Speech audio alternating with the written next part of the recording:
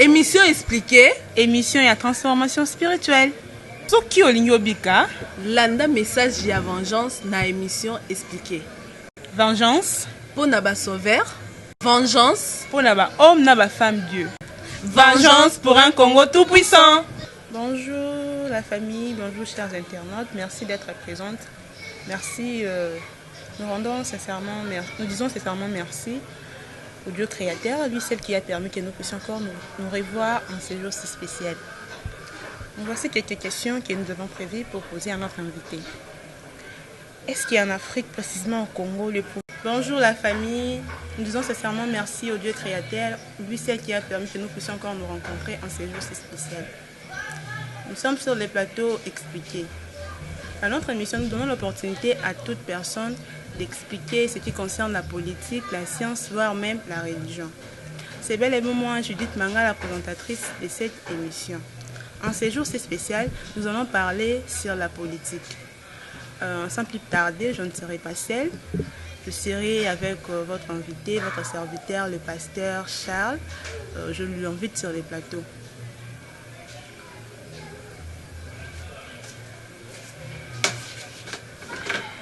Papa Charles, bonjour. Bonjour. Comment vous allez? Très bien par la puissance et par la vengeance de l'Esprit Saint Grand Créateur. Voilà. Comment vont les enfants de Dieu? En tout cas, avec les enfants de Dieu, comme leur Père va bien, tous les enfants aussi se portent très bien. Merci, Papa Charles. Chers internautes, nous ont envoyé quelques questions dont je devais vous poser. Et en voici une. Ces questions sont beaucoup plus sur la politique. Oui, voici une question.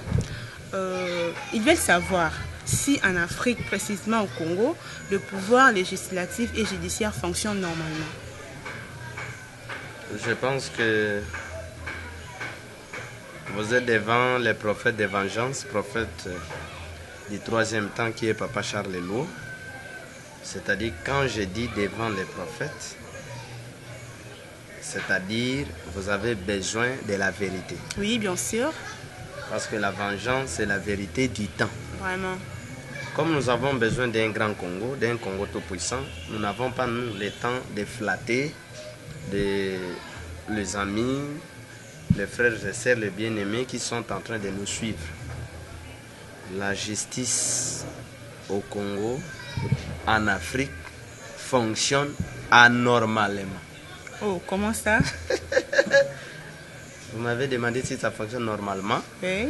Alors je vous dis ça fonctionne anormalement. Oui, comment ça, vous pouvez nous expliquer? C'est une justice qui n'a pas l'esprit du temps. Vraiment. C'est une justice qui n'a pas l'esprit du Congo. Pour rendre la justice indépendante, il faut que cette justice fonctionne avec l'esprit du temps, de l'État. Vous comprenez? Oui, l'esprit de l'État de ces pays-là. Oui. Il faut que cette justice, le fondement de cette justice soit l'Esprit Saint Grand Créateur. Ce n'est pas seulement les études. Je fais les droits, je suis doyen, je suis tel professeur. Non, mais l'esprit qui anime la justice. On n'en a pas ici. Vous comprenez? Oui, je comprends. C'est pourquoi il est difficile et impossible d'avoir une justice normale, comme vous venez de poser votre question. La justice est anormale et la justice est facilement manipulable. Mais il y a des citoyens que nous appelons des magistrats. Il y a des avocats qui sont justes, mais ils sont noyés dans l'injustice de quelques individus. Parce qu'en Afrique, les dieux, c'est le président de la République. Les dieux, ce sont des généraux, des petits dieux du président, l'entourage et tout comme ça. Ah bon? Vous comprenez? Oui, je Alors, comprends. c'est ce qui détruit la justice. Mais si la justice était respectée, c'était une justice qui craint l'esprit supérieur qui est Dieu. Une justice équitable, valable. Vous comprenez? Une justice qui travaille avec des instruments conscients, pas des instruments égoïstes.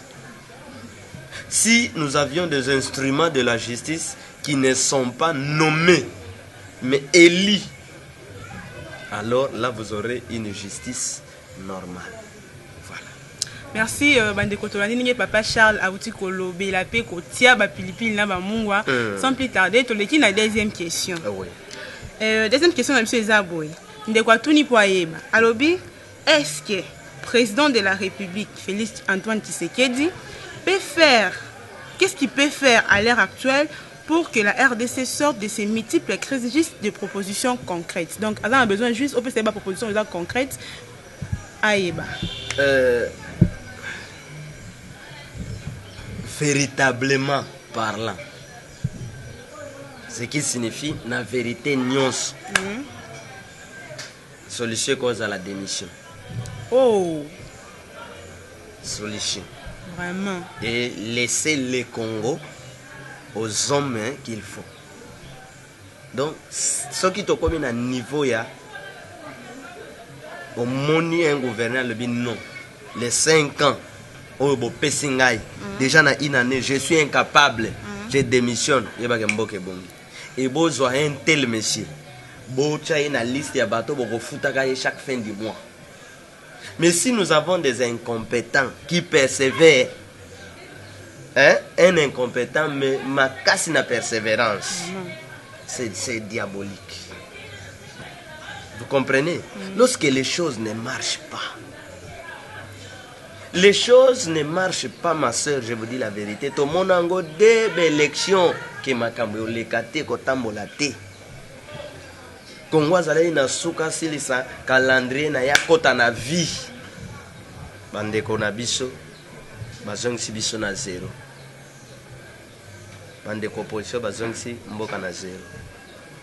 Bato bazalaki na mai bazonage mai kangi bango tiawa. Ba bien aimé ba pesi bango souffle ba boakeli bango ba sauvetage ba bimisi bango. Nguma soki ka olongoli nzete likolo na ye abalukeli yo balingi. Ngoma lingi siko mboka ebonga ndenge. Solution, démission, créer un véritable réseau et à réflexion pour aller musika et que les incompétents démissionnent calmement batika là-bas congolais pour que nous mettons à la place qu'il faut des hommes qu'il faut pour un Congo tout puissant et intérêt à Bissonne. Oui, tu l'écris la troisième question. De quoi tout n'y a dans la besoin et balobi. Na interview mon corps pasteur Denis Lessi à lobby boy. Ba pasteur balonga kate na makambo etali politique. Tant que yo prophète pour lui expliquer bisoni. Et puis à kei sous pousse makanisine musika à lobby atangi citer ba kombo ba pasteur mususu. Après cet exemple il y a pasteur Coutinho. À lui pasteur Coutinho a souki na minute aza infirme. Akeli sous sa pousse sous ma cantine musika lobby pasteur mokuna na minute chobe aza na prison.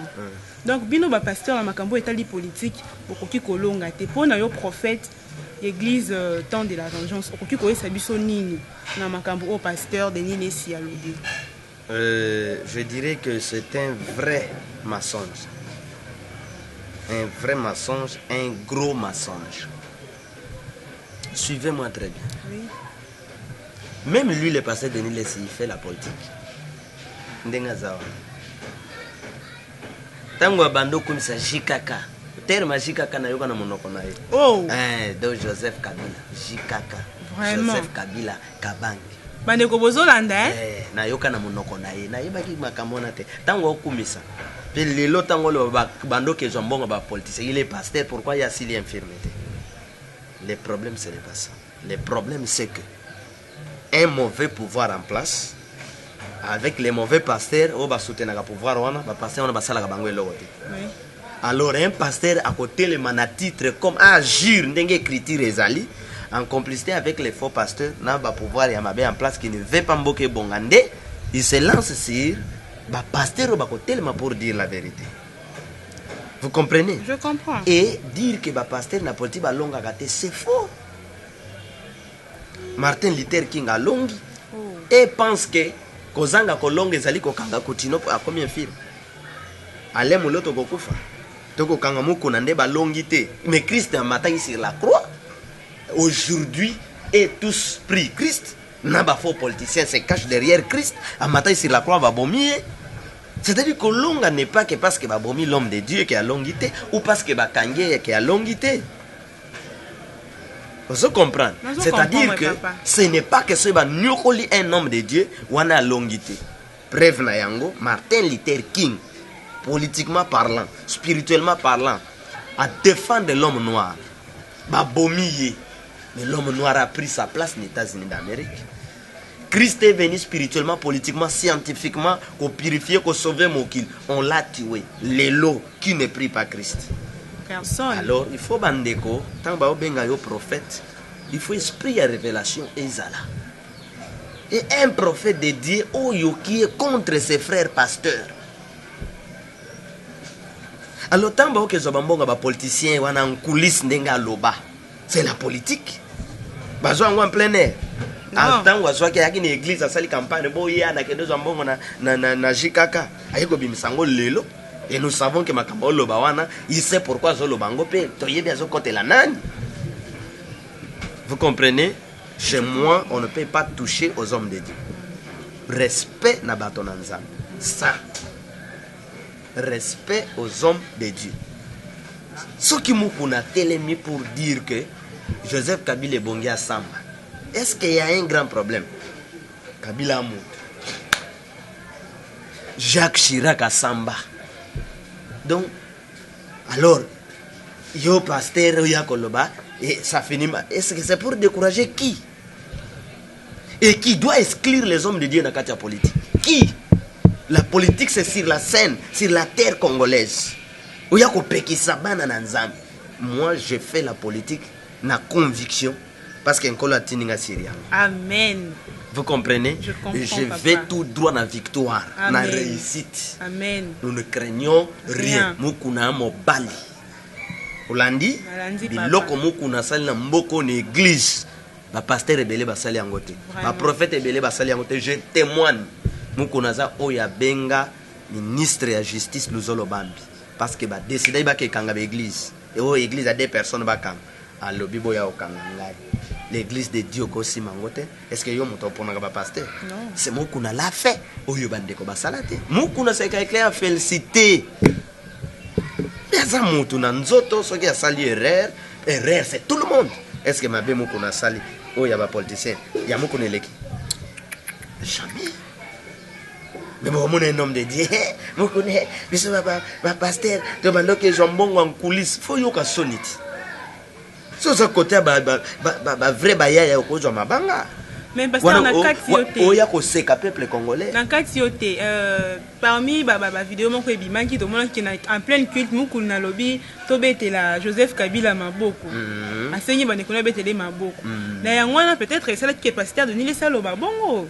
Mukuna était na ngambo ya Joseph Kabila. Il a soutenu le pouvoir de Joseph Kabila. C'est un beau yango. Naba Beniles. Naba, tout le monde va en 15. Maintenant, nous devons savoir que nous sommes libres d'aller à gauche comme d'aller à droite. Mukuna dit miette. Comme de Konanga Félix a su, miette, je combats pour le Congo. Ameminga. Chez moi, continuons mon bali. S'il y a des hommes de Dieu à prêcher dans mon Poutino. Un homme de Dieu à côté de Kamambo Kanaye Olobake, Makamaba, homme de Dieu, et souke la Kabango Mabe. Non, le problème c'est le peuple à comprendre. Qui soutenir?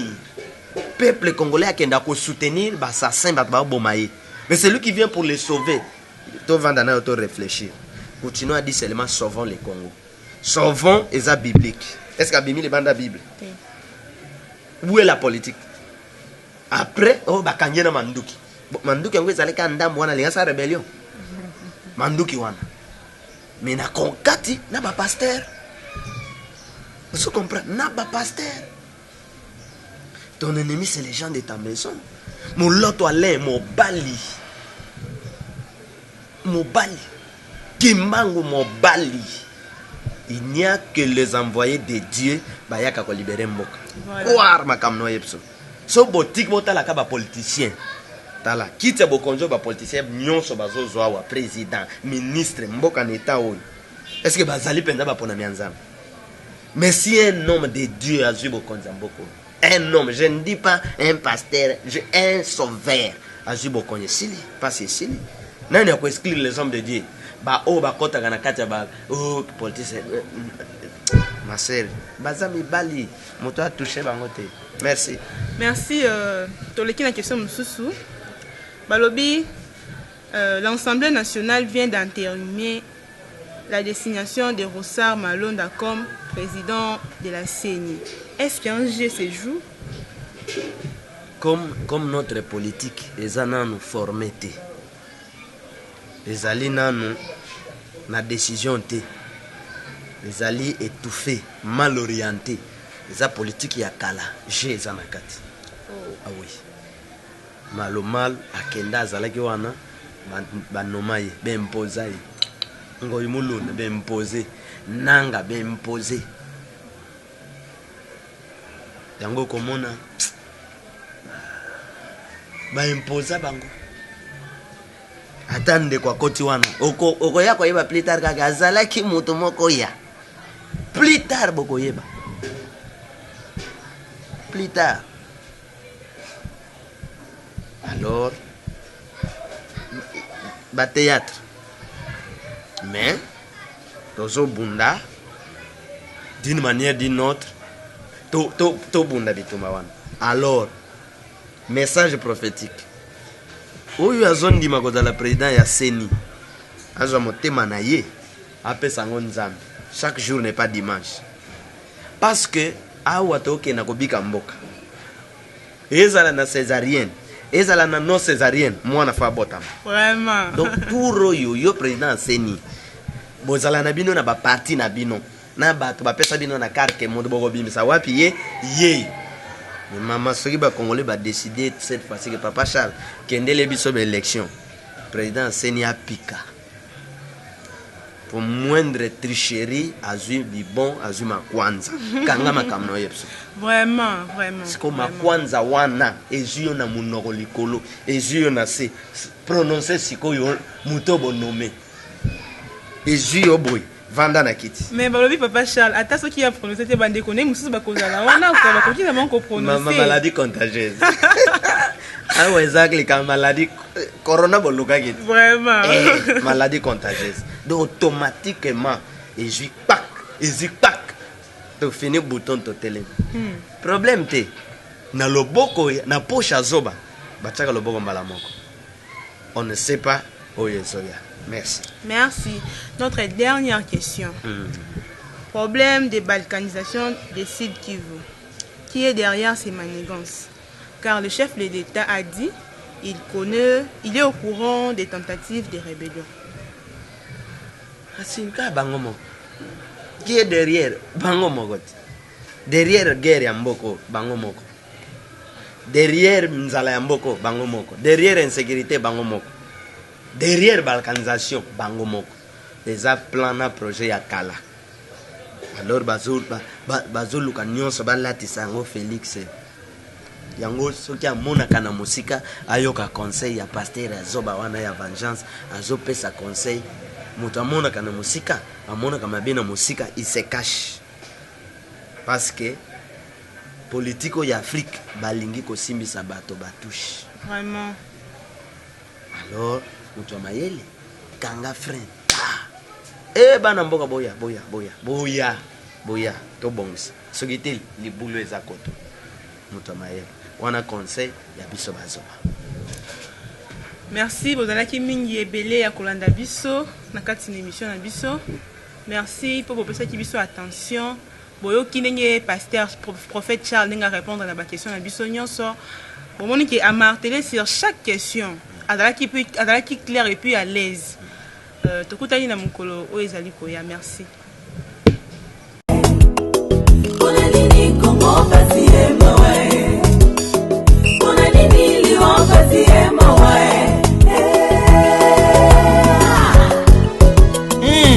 Il ne faut plus faire alliance et avoir pitié de n'importe qui.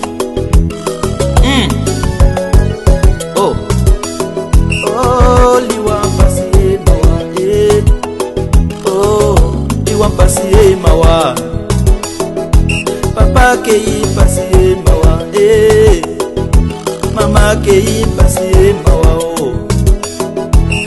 Papa kei pasi mawa Mama kei pasi mawa Ona nini yango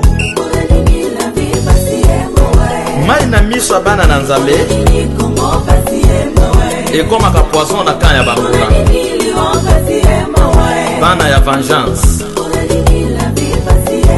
Système ya légitime défense Voilà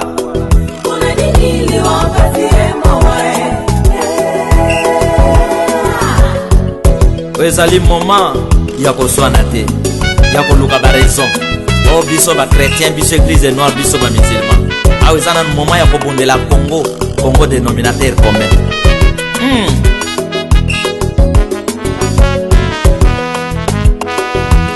Oh merci gloire oh esprit tout cette puissant okendero pampasi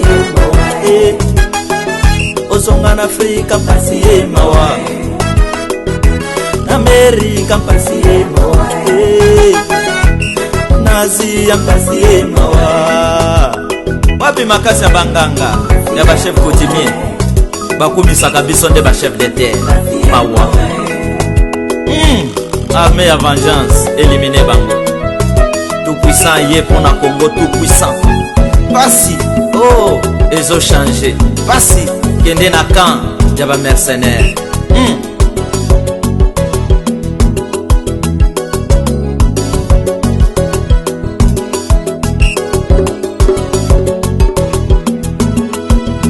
Kangola mboka mpasi mawa Oezatan Kangola bana ya vengeance mawa David liboso na Goliath bala mpasi mawa Akenda iteka kana maloba Oboyi ko bala mpasi mawa Me akenda kina maloba pe na libanga ya Goliath apoyaki Bana na nzambe Mama baleli mpasi ba changer ndenga kobunda bitumba na bango Papa baleli mpasi mawa Bandimi baleli mpasi mawa Ona nini yango Ona nini la vie mpasi mawa Ona nini Congo mpasi mawa Ona nini Lyon mpasi mawa Ona nini la vie mpasi mawa Ona nini Congo mpasi mawa Ona nini Lyon mpasi mawa